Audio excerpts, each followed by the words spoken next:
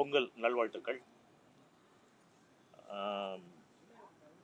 Dinesh, அட்டைக்கத்தி Dinesh, rubber பந்து தினேஷ் நடித்த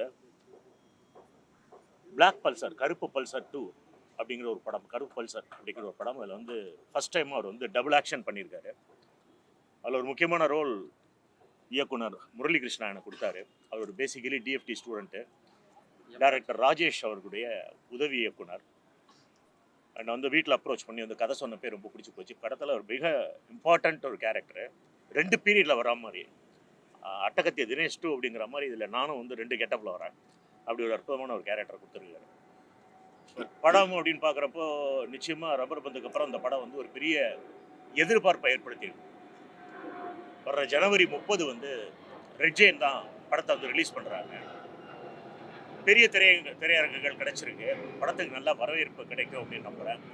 Pongal celebration மூடு வந்து இந்த படத்தில் முழுக்க முழுக்க இருக்குது. ஜல்லிக்கட்டு காளையாக அந்த படத்தில் வந்து நடிச்சிருக்காரு தினேஷ்.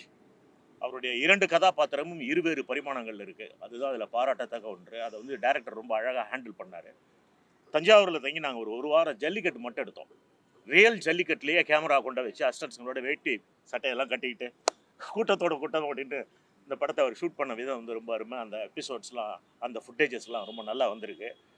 படத்தில் அர்ஜய் நடிச்சிருக்காரு. அண்ணன் மன்சூர் அலி அண்ணன் நடிச்சிருக்காங்க.